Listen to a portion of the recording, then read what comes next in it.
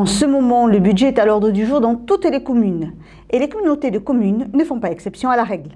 Mardi soir, notre journaliste a assisté au vote de Max. Après avoir débattu sur l'orientation budgétaire de la communauté de communes il y a une dizaine de jours, cette fois-ci, les élus de Max ont voté le budget pour l'année 2014, avec comme à chaque fois une part de fonctionnement et une part d'investissement. Cette année est inscrit dans le vote du budget, mais tout ne sera pas réalisé, étant donné que nous sommes un petit peu tard, mais il y a des opérations en cours. Le montant, si mes souvenirs sont bons, y compris les restes à réaliser au 31-12-2013, sont de 26 millions. Le budget du fonctionnement est de 49 millions de fonctionnement, avec bien entendu l'excédent reporté qui était à hauteur de 5 millions 100. Cette année, pour cause d'élections municipales, le budget est transitoire et les investissements moins importants.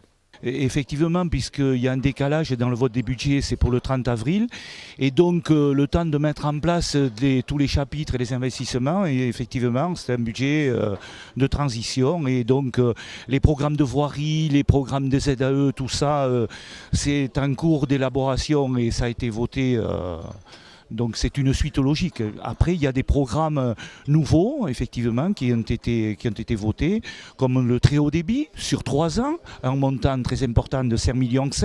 Donc il y aura 2 millions en 2014, 2 millions en 2015 et 1,5 million en 2016, donc sur 3 ans. Ensuite, vous avez les liaisons douces à hauteur de 2 millions. Voilà un petit peu les principaux investissements dans le cadre. Après, le pôle danse à Souston et puis d'autres investissements moins importants.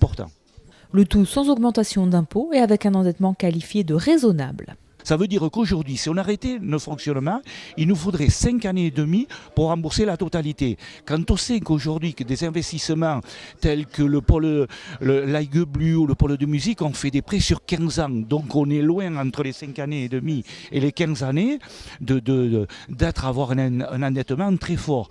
Quant à la fiscalité, avec la mise en place de la taxe d'enlèvement des ordures ménagères, il va y avoir une baisse de cette fiscalité au travers des 3 années, c'est-à-dire 2014, 2015 et 2016, au travers de la mise en place de la TOM.